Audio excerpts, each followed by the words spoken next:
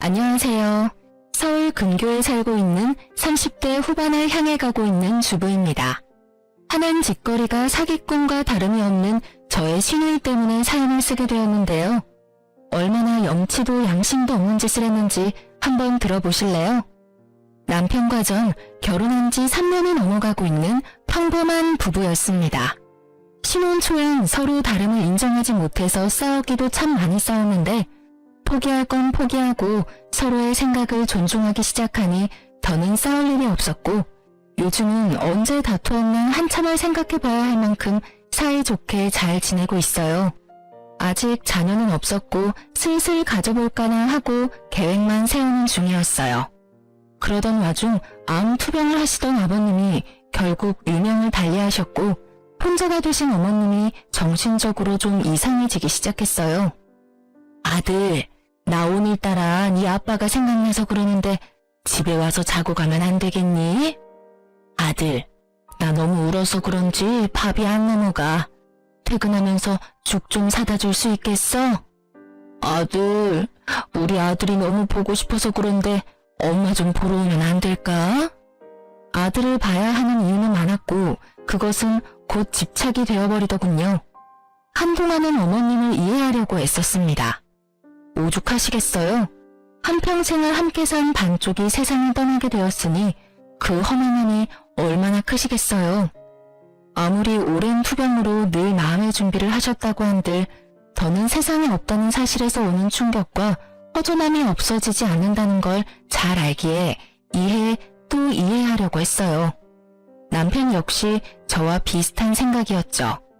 갑자기 집착에 가까운 모습을 보이는 어머님이 과하다고 생각은 하고 있지만 혹시라도 어머님마저 잘못될 수도 있다는 불안감에 한동안은 어머님 뜻에 맞춰드려야겠다고 하더군요. 저는 알겠다며 당신 편한 대로 하라고 했고요.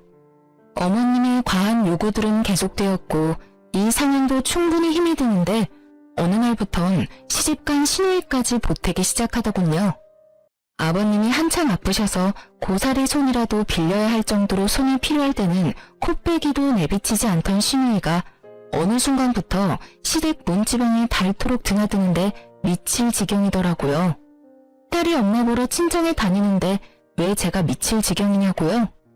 그냥 친정에 다니시는 거면 저도 대환영이었겠죠. 암요, 그렇고 말고요. 하지만 시누이는 하루가 멀다고 시댁을 오가며 저와 어머님 사이를 이간질하기 시작했고 그렇지 않아도 힘든 어머님의 비위 맞추기가 더욱 힘들어지고 있었어요. 간섭과 핀잔이 날이 가면 갈수록 심해진다 싶더니 어느 날은 임신 문제에도 입을 떼시더라고요. 그날도 어머님이 불러서 시댁으로 간 날이었는데 거실 중앙에 어머님과 시누이가 앉아 있더라고요. 어머님 옆에 찰싹 붙어 앉아있는 꼴을 보아하니 또 무슨 꼬투리를 잡아 어머님 입을 열게 하나 싶었어요. 어머님, 저 왔어요. 형님도 계셨네요.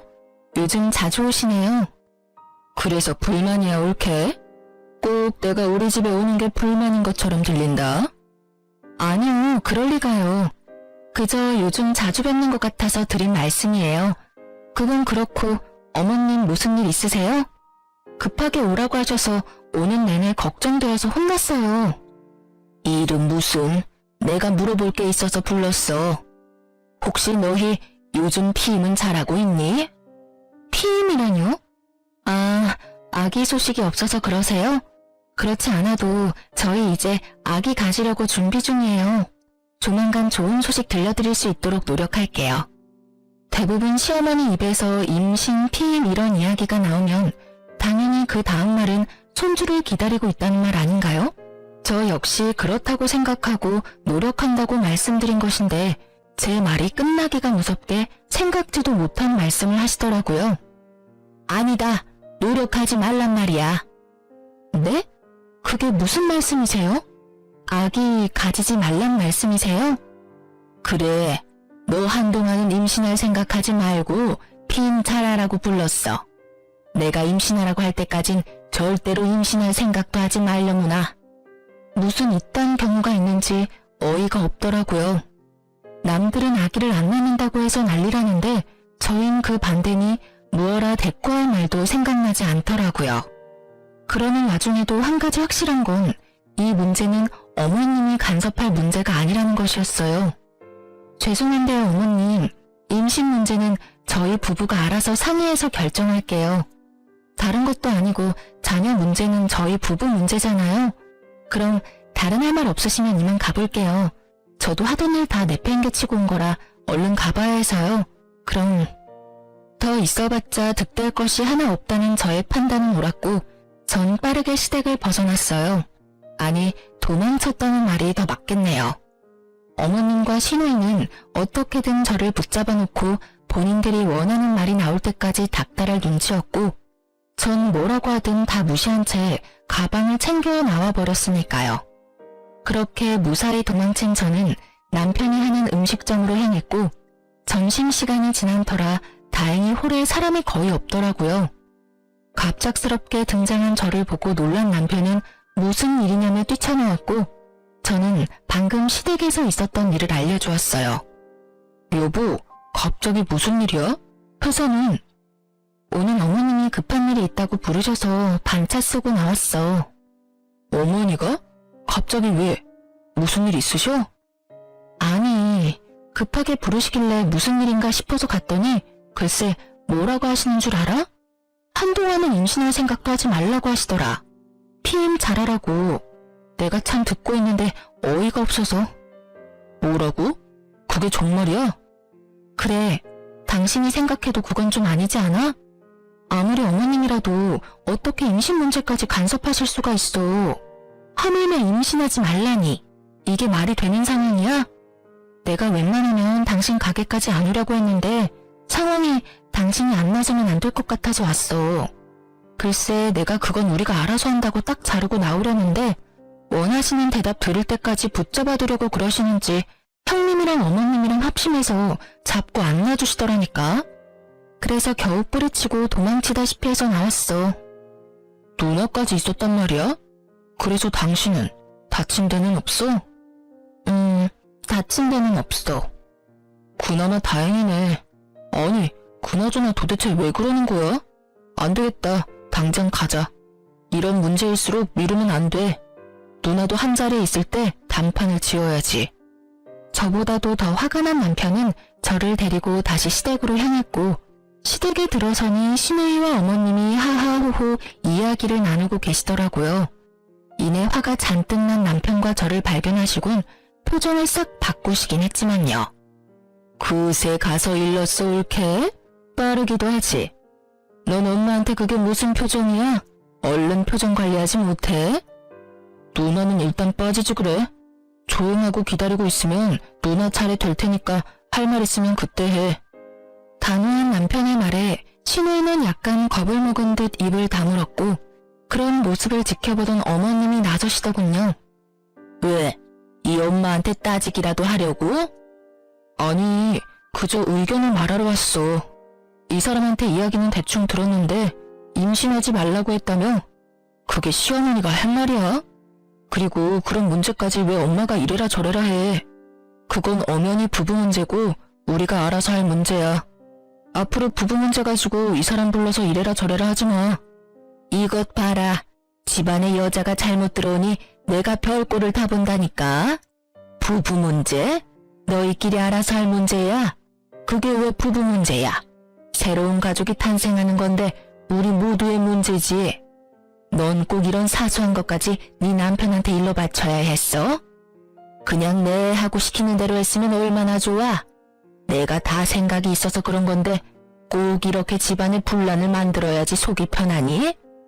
저 물건 하나 때문에 이게 질서가 다 무너지는구나. 집안 꼴 잘 돌아간다. 잘 돌아가.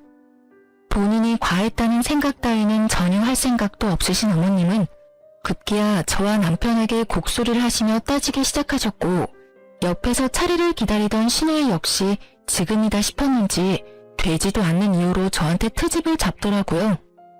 엄마, 너무 속상해하지 마. 내가 있잖아. 응? 옳게, 좋게 넘어갈 수 있는 상황을 이렇게까지 만들어 놓으니까 속 편해? 엄마 말대로 그냥 네 하고 넘어갔으면 되는 문제를 굳이 이렇게 키워서 부모와 자식 간에 싸움 붙여놓으니까 만족스럽냐고.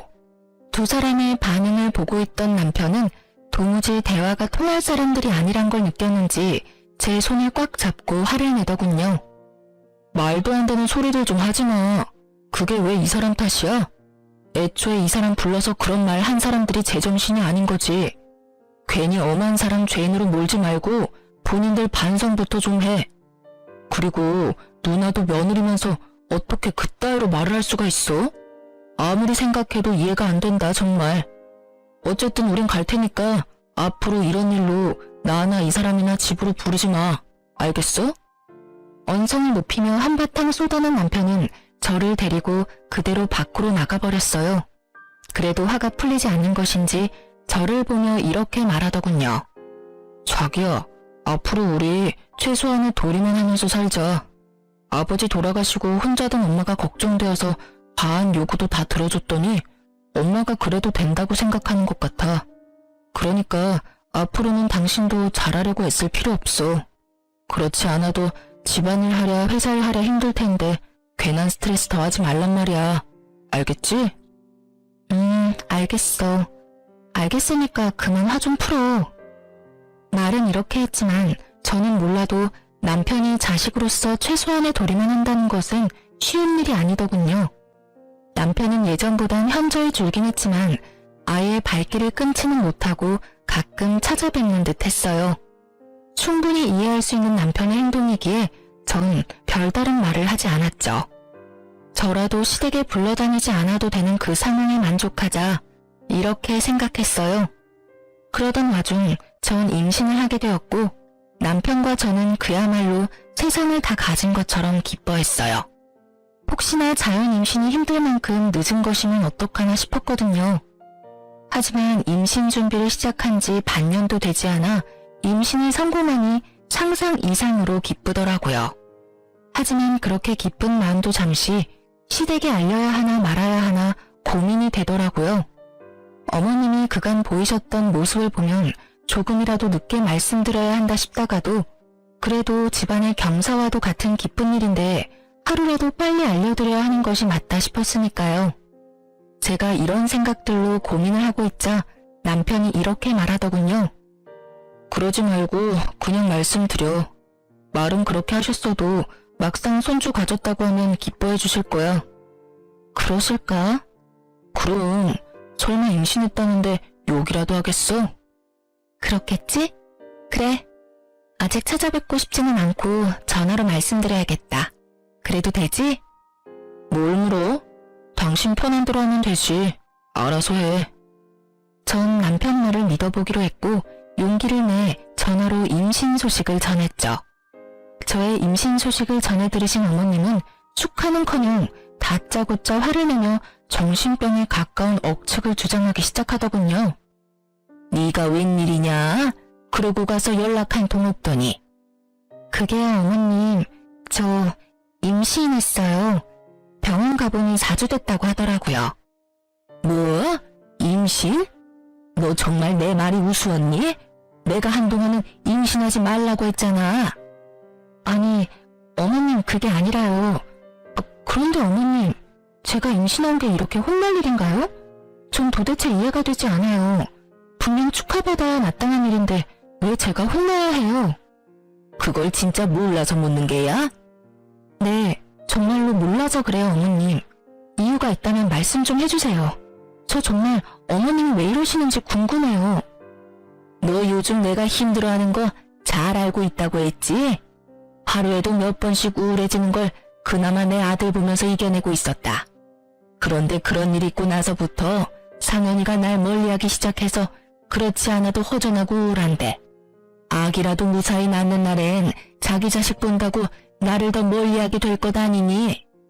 다시 생각해도 이건 정상적인 사람이 생각할 수 없는 정도의 잘못된 생각이었어요. 그래서 전 그렇지 않다고 여러 번 강조해서 말씀드리며 그렇게 생각하시게 된 이유를 물었죠. 도대체 그게 무슨 말씀이세요 어머님? 아니에요. 절대 그렇지 않아요. 아범이 그럴 리가 있겠어요?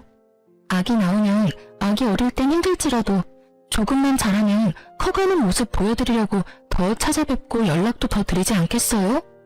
왜 그런 생각을 하세요? 그런 생각은 하지도 마세요, 어머님.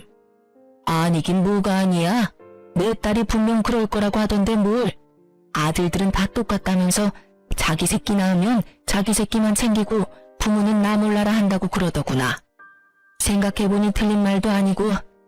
그래서 그 아기는 낳을 거니? 어머님, 잘 들으세요. 뱃속의 아기는 잘 품고 있다가 건강하게 낳을 거고요. 이 아기가 나온다 한들 저흰 어머님이 선을 넘으시지 않는 이상 절대 어머님을 나몰라라 하는 일은 없을 거예요. 그러니까 이상한 생각하지 마시고 그런 이상한 말 귀담아 듣지도 마세요. 일단 오늘은 끊을게요. 들어가세요, 어머님. 그렇게 전화를 끊고 아무리 생각해도 이건 아니다 싶었어요. 이런 게 뉴스에 종종 나오는 가스라이팅인가 싶더군요. 갑자기 시댁 문지방이 닳도록 들락날락하며 뭘 하나 싶었더니 어머님을 말도 안 되는 말로 구워 삼고 있었더라고요. 자식이라는 사람이 어떻게 부모가 마음이 많이 약해졌을 때를 틈타 그런 말도 안 되는 억측을 주입하고 있는 것인지 어머님에게 이야기를 들은 후에도 이해가 되지 않더군요. 전 긴 생각에 잠겼고 아무리 생각해도 이렇게까지 부지런히 그리고 성심성의껏 저희와 어머님의 사이를 멀어지게 하는 신우이의 행동이 의문스럽더군요. 그런 식으로 해봤자 신우이에게 득될 것이 하나 없을 텐데 말이죠. 아무리 생각해도 제 상식으론 이해가 힘들었고 결국 이들은 안 되겠다는 결론에 도달하게 된 저는 단도직입적으로 신우에게 묻기 위해 신우이의 집을 향했어요. 예전에 방문했던 기억이 있었던 터라 어렵지 않게 신우이의 집을 찾아갈 수 있었고 그곳에서 전혀 예상치 못한 광경을 보게 되었어요. 신우이의 집 현관문은 살짝 열려 있었는데 안이 시끌시끌하더군요. 그래서 손님이라도 오셨나 하는 마음에 문틈으로 안을 살폈는데 집안 꼴이 엉망진창이더라고요. 집안에는 건장한 남자 몇 명이 보였는데 신우이와 신우부를 닥달하는 소리가 들려왔어요. 그러게 돈을 빌려갔으면 갚아야 할 것 아니야. 꼭 내가 이런 거친 방법까지 써야 돈을 갚을 거야? 진작 갚았으면 좋잖아. 죄송합니다. 정말 죄송해요. 제가 어떻게 해서든 친정에서 돈 마련해 올 테니 그만 돌아가 주시면 안 될까요? 친정? 저번엔 친정에도 돈 나올 구멍 없다고 했잖아. 설마 나한테 거짓말이라도 했다는 거야? 아니에요.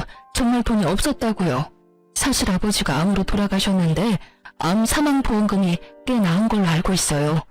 정확한 금액은 엄마가 말을 해주지 않아서 잘 모르지만 그래도 2, 3억은 충분히 될 것 같아요. 정말이에요. 이번엔 약속 지키는 게 좋을 거야. 지난번에도 조금만 더 기다려주면 사업 일으켜서 갚겠다고 하길래 믿어줬더니 오늘 또 이렇게 찾아오게 했잖아. 다음에 우리가 만나게 되는 날엔 정말 각오해야 할 거라고. 이제야 모든 퍼즐이 맞춰지더라고요. 신우 부부의 사업은 원래 매출도 잘 나오는 편이었고 돈도 꽤 있던 걸로 알고 있었거든요. 그런데 무슨 이유에서인지 사정이 어려워지니 사채업자인지 아닌지 모를 무서운 사람에게 급하게 돈을 빌린 것 같더라고요. 변제일은 다가오는데 도저히 돈이 나올 구멍이 도저히 없자 저희는 생각하지도 못했던 아버님의 사망보험금을 노린 거였죠. 그러면서도 혹여나 어머님께서 자신과는 달리 그간 효도라는 걸 했던 하나뿐인 아들에게 모든 재산을 주신다고 할까봐 저와 어머님 사이를 이간질해 왔던 것이죠. 그렇게 해서 저와 어머님 사이 틀어지면 틀어질수록 남편은 제 편을 들게 될 것이니 자연스럽게 남편과 어머님 사이도 멀어질 것이라 생각했겠죠. 아기 문제도 마찬가지인 이유였을 겁니다. 하나뿐인 아들의 자식, 그것도 아들이라도 태어나는 날엔 신우이의 계획에 큰 차질이 생길 테니까요. 결국 신우이의 계획대로 되었고 아버님의 부재로 마음이 많이 무너져 내린 어머님은 의도가 어떠하든 자신의 옆을 지키고 있는 신우이를 믿고 의지하게 된 것이었죠. 제가 생각한 대로 가스라이팅과 다름이 없는 치밀한 행동이었어요. 급전이 필요하니 자기 부모 사망보험금이나 노리며 갑자기 효도하려는 신우이나 아무리 상황이 좋지 않아도 그런 되지도 않는 말을 믿는 어머님이나 그 모든 것이 암담하기 그지없더군요. 전 당연히 모든 사실을 남편에게 알렸고 일단 남편은 첫 번째 아버님 기일만 무사히 넘기고 생각하자고 하더군요. 엄마도 생각이 있으면 아버지 기일 지나지도 않았는데 보험금을 쓰진 않을 거야. 아무리 엄마가 위태로운 상황이라고 해도 그 정도 생각은 하실 뿐이라고 우리 믿어보자. 일단 첫 번째 재산은 조용히 지내고 그 다음은 내가 엄마랑 이야기해볼게. 저 역시 남편의 말에 동감하기에 남편의 뜻에 따르기로 했어요. 드디어 제삿날이 되고 전 두 사람의 꼴도 보기 싫었지만 살아생전 저를 정말 친딸처럼 여겨주셨던 아버님의 첫 기일을 무시하고 넘길 순 없었기에 차분히 마음을 정리하고 아버님만을 생각하며 시댁으로 향했어요. 아무리 아버님이 좋았다고 한들 혼자였다면 가지 않았을 수도 있었겠지만 임신한 제가 여러모로 걱정이라며 가게 문까지 닫고 함께 해준 남편 덕분에 좀 더 가볍고 든든한 마음으로 시댁에 들어갈 수 있었네요. 시댁에 들어선 남편은 아주 작정이라도 한들 제 옆에서 떨어질 생각을 하지 않더라고요. 하물며 화장실까지 따라와 앞에서 기다리는데 심각한 상황인데도 불구하고 웃음이 나와 혼났지 뭐예요? 그렇게 어디든 따라다니던 남편은 앞치마를 둘러매고 식당 사장님답게 프로다운 솜씨로 뚝딱뚝딱 제사상을 준비하기 시작했죠. 그런 남편의 모습이 전 내심 흐뭇했지만 신우이와 어머님의 눈엔 거슬리기 짝이 없는 모양이더군요. 저희를 쏘아보던 신우이의 입을 열리고야 말았으니까요. 저게 무슨 꼴이래? 저 꼴을 좀 봐, 엄마. 엄마가 고생해서 키워놨더니 엄한 년만 좋은 일 시키고 이러려고 엄마가 그 고생해서 아들 키워냈어? 그러지 말고 엄마 얼른 상현이 좀 끌어내. 나 저 꼴 보고 있기 힘들어. 신우의 조종 스킬이 얼마나 대단한지 신우 말 한마디에 신우가 노발대발 화를 내며 남편을 끌어내려고 했고 남편 또한 절대 질 수 없다는 듯 어머님에게 맞대응하고 나서더군요. 상현이 너 그게 뭐 하는 짓이야? 당장 나오지 못해? 그렇지 않아도 가게에서 지겹게 주방일하는 녀석이 보아하니 어느 정도 한 것 같은데 인제 그만 집사람한테 맡기고 얼른 나와. 이왕 어느 정도 한 김에 마주하고 나갈 테니까 도와줄 거 아니면 아무 말도 하지 마. 뭐야, 그래도 이 녀석이 엄마 뒷목 잡고 넘어가는 꼴 보고 싶은 게야? 이런 걸로 뒷목 잡고 넘어갈 사람 아니란 거 잘 알고 엄마가 무슨 말을 하든지 이 사람 혼자 일하는 꼴은 절대 못 보니까 전 보기 싫으면 방으로 들어가. 괜히 보면서 서로 불편하지 말자고. 신혼 때 죽자고 싸운 보람을 여기서 느끼게 됐다면 여러분 웃으실 건가요? 전 정말로 신혼 때 하루가 멀다고 싸웠던 보람을 느끼게 되었고 그때 그 시절 제가 입이 마르게 강요했던 온전한 내 편이 된 남편이 참 든든하더군요. 그렇게 제가 살벌과 흐뭇의 기분을 오가는 사이 미친 여자임이 분명한 신우이가 이때다 싶었는지 추악한 본론을 꺼내들기 시작하더라고요. 저것 봐 엄마, 내 말이 맞지? 저 녀석 이제 엄마는 안중에도 없다니까. 저것도 아들이라고 키워놨더니 엄마 말 싹 무시하고 자기 마누라만 감싸는 것 좀 보라고. 엄마, 잘 생각해야 해. 하나뿐인 아들이라고 엄마가 재산 나눠주는 순간 엄마하고 딱 인연 끊어버리곤 자기들끼리 호의호식할 게 분명하다고. 모르긴 몰라도 엄마 죽고 나면 제사밥도 못 얻어먹을걸? 엄마도 그렇게 생각하지 않아? 욕을 할 거라면 작게라도 하지. 얼마나 크게도 외치는지. 혹시 신우이 혼자 확성기라도 쓰고 있는 것이 아닌가 하는 생각이 들더군요. 이제 밑밥도 잘 깔아둔 신우이는 급하긴 한지 다른 말도 아닌 아버님 첫 번째 기일날 준비한 말을 꺼내더군요. 그러니까 엄마, 은행에 고이 모셔둔 돈 나한테 투자 좀 해줘. 내가 은행 이자보다 곱절은 더 쳐서 갚을게. 정말이야. 내가 돈이 어디 있어? 에이, 아빠 보험금 나온 거 다 알고 있거든. 그거 은행에 모셔두면 뭐해. 남 좋은 일만 시키는 거지. 남 좋은 일 시킬 바엔 하나뿐인 딸이랑 사위한테 투자하는 게 더 옳은 일 아니야? 염치도 양심도 없는 신우이의 말이 떨어지자마자 남편이 하던 일을 다 내팽개치고 거실로 나가더라고요. 뒷모습에서도 분노가 느껴져 혹시나 하는 마음에 저 역시 남편의 뒤를 따랐죠.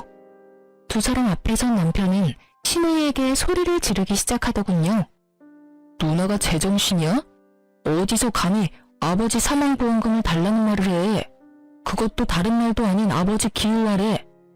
요즘 누나가 엄마하고 우리 사이에서 이간질한 이유가 이거였어? 내가 정말 어떻게 해서든 이해해보려고 했어. 오죽 힘들면 저럴까 하면서 말이야. 그런데 아무리 힘들어도 이건 아니지. 그 돈이 어떤 돈인데? 그 돈 아버지 목숨값이야 누나. 그거 아버지가 돌아가시면서 엄마한테 남겨준 엄마 노후 자금이라고. 그러니까 손댈 생각 하지도 마. 알겠어? 이렇게까지 단호한 사람이었나 싶을 정도로 확실하게 못 박았음에도 불구하고 신우이는 물러날 생각이 없어 보였고 남편의 말에 반박하고 나서더군요. 아버지 목숨값이면 평생 은인이 두고 꺼냈으면 안 돼? 아버지가 그러라고 남겨주신 돈인 것 같아? 아니잖아. 힘들 때 보탬이 되라고 남겨주신 돈일 텐데 지금 당장 필요한 내가 좀 쓰겠다는데 그게 그렇게 화낼 일이야? 그리고 이간질? 난 이간질을 한 게 아니라 사실만을 말했을 뿐이야. 너 지금도 이렇게 엄마랑 사이가 좋지 않은데 나중에 엄마가 나이 들면 모시고 산다고 약속할 수 있어? 없잖아. 그럴 생각도 없잖아. 내 말이 틀려? 그러니까 그때를 대비해서 엄마가 미리 투자해주면 얼마나 좋아. 내가 지금부터 잘 벌어놔야지 부족함 없이 엄마를 잘 모실 거 아니야. 투자? 말은 참 잘한다 잘해. 아버지 돌아가시기 전엔 출가 외인이라고 엄마 아버지 생신 한 번 챙긴 적 없으면서 이제 와서 누나가 엄마를 모신다고? 말이 되는 소리를 해야 속는 척이라도 해주지. 누나가 지금 왜 이러는지 내가 몰라서 이러는 줄 알아? 누나 지금 사업 힘들어서 급하게 사채 쓰는 바람에 사람들 막 찾아오고 난리 났다며. 누가 그래? 누가 그랬냐고. 이 사람이 누나랑 이야기 좀 하러 집에 찾아갔다가 다 봤다고 하더라. 집에 사람들 찾아와서 난동 부리고 난리였다고 하던데 아버지 사망보험금으로 빚 갚을 생각이었어? 두 사람이 친사고 두 사람이 해결해야지. 내 형이고 누나고 어쩜 그렇게 뻔뻔해? 엄마도 잘 들었지? 지금 누나 엄마한테 돈 빌려가도 절대 못 갚아. 그러니까 괜한 돈 낭비해서 자식하고 얼굴 붉히지 말고 절대 땡전 한 푼도 주지 마. 알겠어? 남편이 모든 사실을 밝히자 그때야 신우이의 얼굴색이 변하더군요. 그러면서도 있는 힘껏 발뺌을 하며 저에게 갖은 욕과 폭언을 내뱉으며 노발대발하기 시작하더라고요. 넌 2년 말을 믿는 거야? 우리 사업이 얼마나 잘 되고 있는데. 이 나쁜 년이 이제 나하고 가족 사이도 멀어지게 하려고 없는 말도 지어서 하네. 너 그딴 식으로 살면 네 뱃속의 아들이 벌받아. 알겠어? 이미 눈이 돌아버린 신우이는 뱃속에 조카까지 들먹이며 폭언을 하기 시작했고 이런 신우이의 상태를 알아챈 남편은 마지막으로 어머님께 다시 한번 신신당부를 하고선 준비한 제사 음식을 급히 챙겨 시댁에서 나와버렸어요. 상황이 이러해도 아버님의 제사는 꼭 챙기고 싶었기에 첫 번째 아버님의 제사는 그렇게 저희 집에서 지내게 되었죠. 그런 일이 있고 난 뒤 전화통이 불이 날 것이라는 저의 예상과는 달리 어머님과 신우이는 조용했고 조용하니 불안해지며 무섭기까지 하더군요. 지금의 침묵은 분명 좋지 않은 기류임이 분명했으니까요. 아니나 다를까 며칠 뒤 신우이에게서 연락이 왔고 설마 했던 소식을 전해주더군요. 올케, 잘 지냈어? 뭐 그럭저럭 지내고 있어요. 웬일이세요? 다름이 아니라 나 엄마한테 투자 받았다고 상현이한테 전해달라고. 직접 전화하시지 왜 굳이 저한테 그걸 전해달라고 하세요? 올케도 궁금할 것 같기도 하고 안부도 궁금해서. 내 조카는 잘 크고 있지? 아무튼 몸조리 잘하고. 상현이한테 자기가 그렇게 반대해도 난 결국 받아냈으니까 앞으로 나한테 찍소리하지 말라고 좀 전해줘. 내가 예전엔 안 그랬는데 요즘 너무 버릇이 없어. 하여튼 끊을게. 결국 우려하던 일이 일어났더군요. 저흰 더는 두 사람 일에 관여하지 않기로 결심했고 신우이의 전화뿐 아니라 어머님의 연락도 받지 않았어요. 그 후론 저희의 예상대로 흘러가더군요. 돈이 필요할 땐 하루가 멀다고 어머님을 찾아 시댁으로 가던 신우이는 돈을 받아 챙기자마자 시댁에 찾아가기는커녕 연락조차 노골적으로 피하기 시작했고, 그럴수록 어머님의 집착은 커졌겠죠. 저희도 연락이 되지 않고 신우이도 연락이 되지 않자 결국 어머님은 죽는 신용까지 하시며 신우이를 불렀고, 결국 어머님 댁에 몇 달 만에 간 신우이는 시모의 짐을 챙겨 저희 집에 데려다주며 이런 말을 하더군요. 어머 형님, 어머님, 연락도 없이 무슨 일이세요? 그 짐은 뭐예요? 보면 몰라? 엄마 짐이잖아. 그러니까 어머님이 왜 짐까지 챙기셔서 저희 집에 오셨냐고 묻고 있는 거예요. 엄마가 계속 외롭다고 하잖아. 몸도 좋지 않은 것 같고. 알다시피 난 요즘 바빠서 엄마 돌볼 시간이 안 되니까 당연히 이리로 모시고 왔지. 이럴 땐 아들이 엄마 모셔야 하는 건 당연한 거 아니야? 당연하지 않죠. 돈 받아가신 형님이 모셔야죠. 저희는 어머님께 땡전 한 푼 받은 적도 없을 뿐더러 바란 적도 없어요. 그런데 왜 저희가 모셔야 해요? 저흰 절대로 못 모시니까 당장 모시고 가세요. 이렇게 말하며 당장 집으로 오라고 남편에게 문자를 보냈죠. 틀린 말이 하나 없는 제 말에 대꾸할 말이 없었던 신우이는 모르쇠로 일관하며 우기기 시작하더니 결국 어머님을 내팽개치며 나가더군요. 아, 몰라. 어쨌든 난 엄마 못 모셔. 난 출가 외인인 거 잊었어? 남편도 엄마 오면 불편하다고 하고 시댁 눈치도 보이고. 같은 며느리로서 올케가 내 입장 좀 이해해줘, 응? 그럼 이야기 다 된 걸로 알고 난 가볼게. 형님, 이대로 가시면 어떡해요? 나 바빠. 연락할게. 그렇게 떠나버린 신우이와 아무 말도 하지 않고 그저 울고 있는 어머님. 한숨이 정말 절로 나오더라고요. 전 아무런 말도 하지 않은 채 남편만을 기다렸고, 얼마 지나지 않아 남편이 들어오더니 어떻게 된 상황인지 대충 알겠다는 눈빛으로 어머님 짐과 어머님을 모시고 다시 나가더라고요. 묻지 않아도 남편이 향하는 곳은 신우이의 집이었고, 다시 돌아온 남편은 혼자가 되어 들어오더군요. 아, 이게 진짜 무슨 일이야? 당신 괜찮아? 어머님, 형님 댁 모셔다 드린 거지? 누나 집에 모셔다 드렸어. 어떻게 인간이 그러냐? 나 사실 엄마 불쌍해서 어떻게 해야 하나 고민도 했는데 누나 하는 꼴이 얄미워서 엄마 모셔다 드렸어.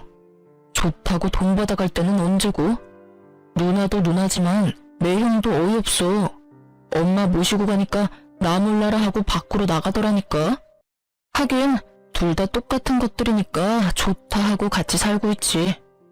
남편의 화는 쉽게 가라앉지 않았고 많이 놀랐을 저를 걱정하면서도 신우이에 대한 분노를 쏟아내더라고요.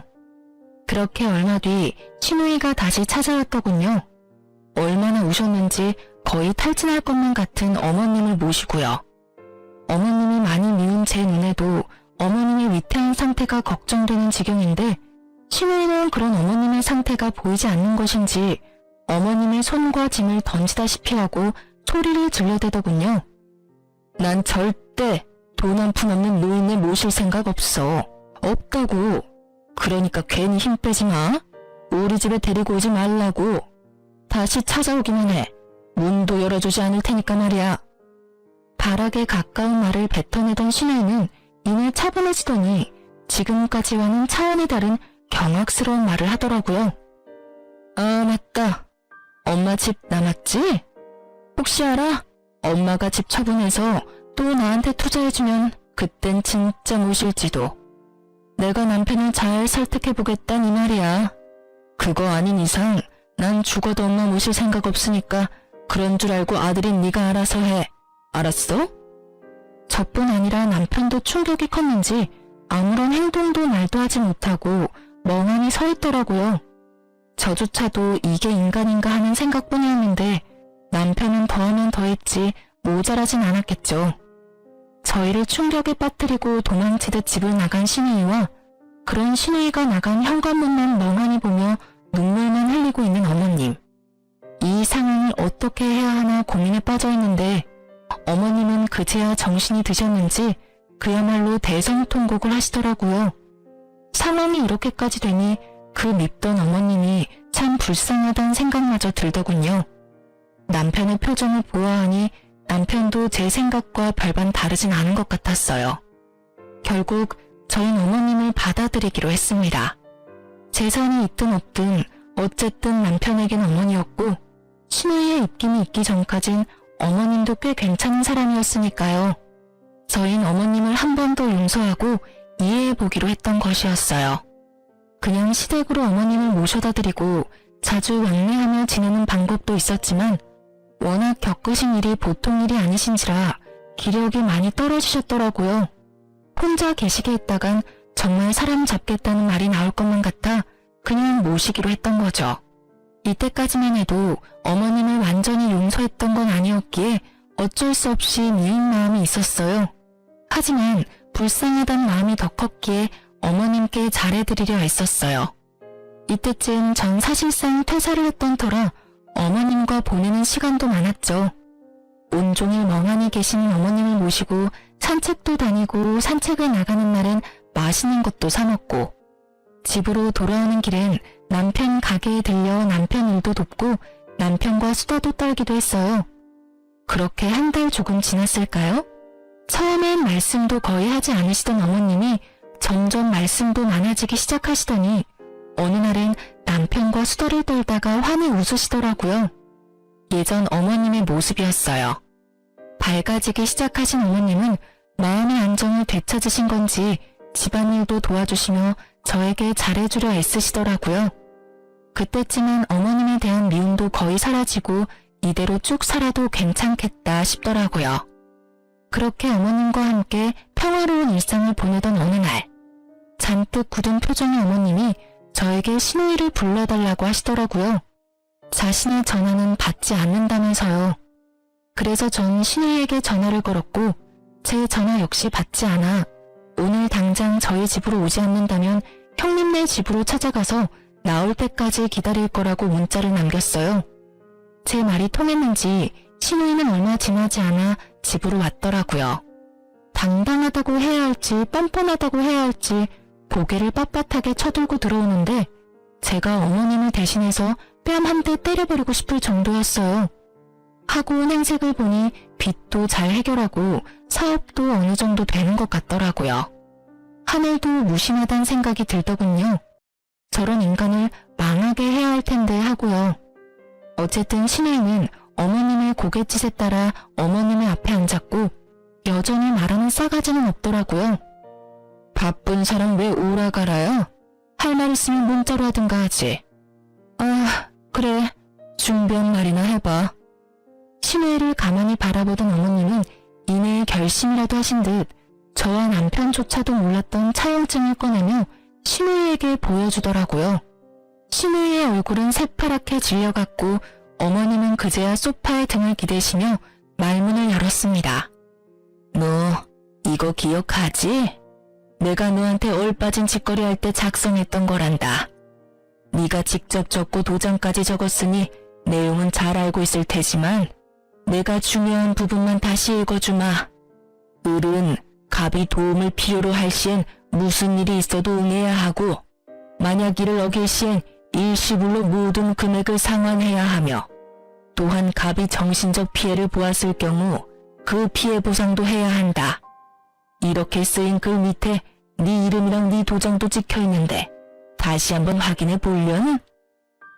아니, 그게... 엄마, 그걸 지금까지 가지고 있었어? 그래요. 어머님은 신우이에게 홀려 돈을 빌려주던 와중에도 혹시나 하는 상황에 대비해 구체적인 조항까지 넣으며 차용증을 작성하셨더라고요. 그 당시 집에 사람들이 찾아와 난리를 피울 만큼 상황이 급했던 신우이는 설마 하는 마음으로 차용증을 흔쾌히 작성해 주었던 것이고요.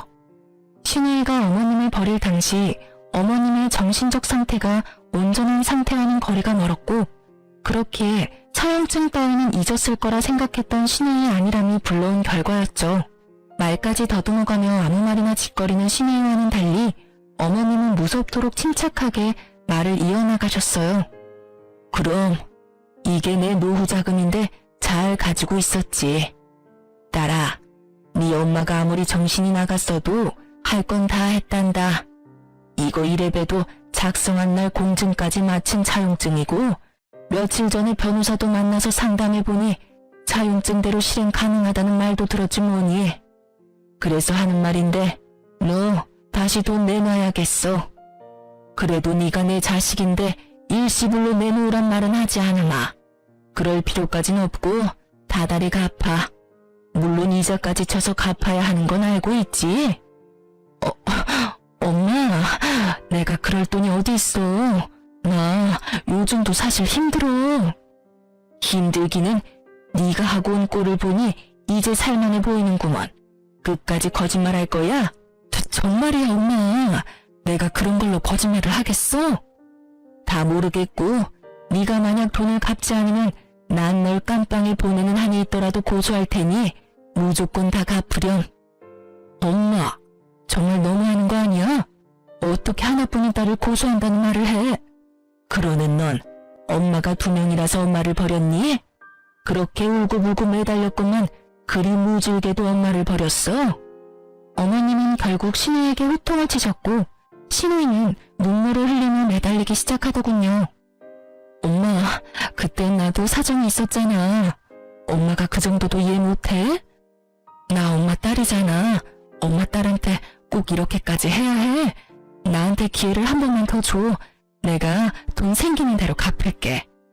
넌 너 좋은 때에만 엄마와 딸이라고 하는구나. 그리고 난 너에게 충분한 기회를 줬어. 지난 한 달 동안 매일매일이 너에게 주어진 기회였다. 그런데 넌 어떻게 했니? 먼저 전화해서 사과하기는커녕 내 전화조차 무시하지 않았니? 그게 엄마, 내가 잘못했어. 엄마라고 부르지도 마. 난 이제 너 같은 딸 필요도 없으니 괜한 눈물 빼서 동정심 살 생각도 말거라. 엄마, 내가 정말 잘못했다니까? 이제 와서 네가 잘못했다고 하면 내 마음이 풀릴 줄 알아? 애초에 먼저 버린 건 너였어. 그러게 이거사, 진작 좀 사람답게 살지 그랬어. 진작 일이 힘들다고 돈 달라고 했으면 내가 모른 척 했겠니? 그래도 하나뿐인 내 딸인데.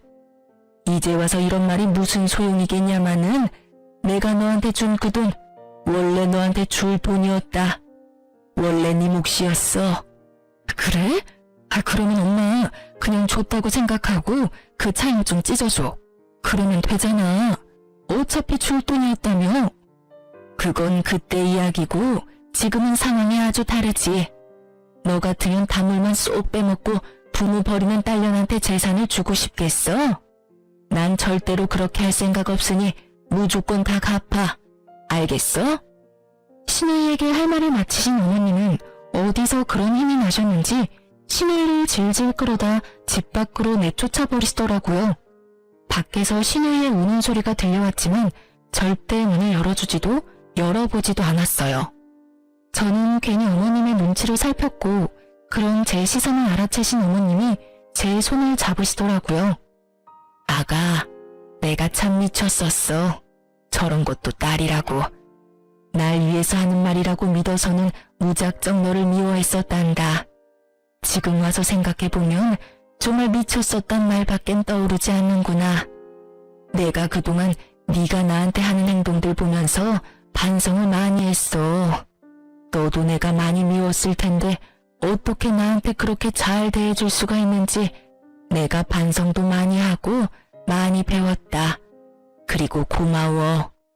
날 받아들이는 게 쉽지 않은 결정이었을 텐데 내가 네 덕에 아직 저승길 안 가고 이리 살아있다. 내가 앞으로 살면서 이 빚은 다 갚으마. 네 덕에 산 목숨 앞으로 너에게 갚으며 살도록 하마. 아니에요 어머님. 그동안 버릇없이 굴어서 죄송해요. 이야기하시는 내내 울먹이시던 어머님은 결국 울음을 터뜨리셨고 저 역시 그런 어머님에게 사과를 전하며 울어버렸어요. 그렇게 저흰 눈물의 화해를 했고 이날을 기점으로 사이가 엄청나게 돈독해졌어요. 하루가 다르게 행복을 향해 달려가는 저희와는 달리 신우이는 나락으로 가고 있더라고요. 신우이가 직접 전해온 소식에 의하면 돈을 갚아야 한다는 사실을 안 신혜부는 신우이를 모질게 내쫓았다고 하더군요. 그러면서 하는 말이 곧 이혼까지 하게 되면 정말 오갈 데가 없다며 위자료 조금 받을 것 같은데 그 위자료를 줄 테니 자기를 좀 받아주면 안 되겠냐고 하더라고요.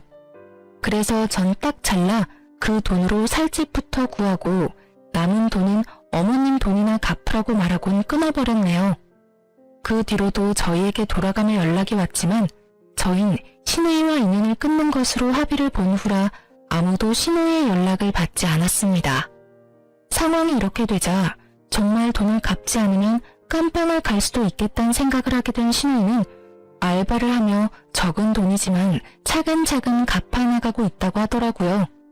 전 무사히 아들을 출산했고 그 아기는 어느새 2살이 되었어요. 시간 정말 금방 가더라고요. 제가 출산을 앞둔 무렵 어머님은 제가 불편할까봐 집으로 돌아가신다고 하셨지만 저와 남편은 아무래도 걱정이 돼 계속 모시고 살았어요. 그렇게 저희가 모시고 산 지 1년이 되던 해에 어머님은 집을 처분하신 돈보다 더 큰 돈을 저희에게 주시더라고요. 알고 보니 신우이에게 준 돈은 보험금 중 일부였고 나머지 돈은 저희가 정말 필요할 때 주려고 따로 관리하고 계셨다고 하시더라고요. 저희는 한사코 필요 없다고 이 돈으로 남은 노후 돈이나 펑펑 쓰시라고 했지만 어머님은 손주한테 남은 돈을 펑펑 쓰시겠다며 일단 집부터 옮기자고 하시더라고요. 사실 당시에 저희가 살던 집은 외곽 지역에 20년 넘은 낡은 아파트였거든요. 저희는 기쁜 마음으로 어머님의 돈을 받아 평수도 넓고 지은 지 얼마 되지 않은 신축 아파트로 이사를 하게 됐어요.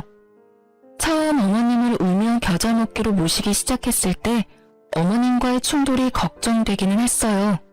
하지만 지금은 그 걱정이 무색할 만큼 어머님이 많이 도와주고 계세요. 출산 후 힘든 것이 한두 가지가 아니었는데 옆에서 친정엄마보다도 절 더 살뜰히 챙겨주셨고 제가 산후 우울증이라도 올까 말동무도 잘해주시고요. 그 덕에 전 그 모든 순간을 남기고 이렇게 사연까지 쓰고 있네요. 요즘엔 어머님이 친정엄마처럼 느껴질 때도 있으니 정말 가족이 된 거겠죠? 이렇게 저의 사연이 끝났어요. 저는 이만 아기 밥을 챙기러 가봐야 할 것 같아요. 사실 아까부터 아기가 배가 고픈지 간식을 달라고 칭얼거리네요. 어쨌든 저의 긴 사연 들어주셔서 감사합니다. 좋은 하루 되세요.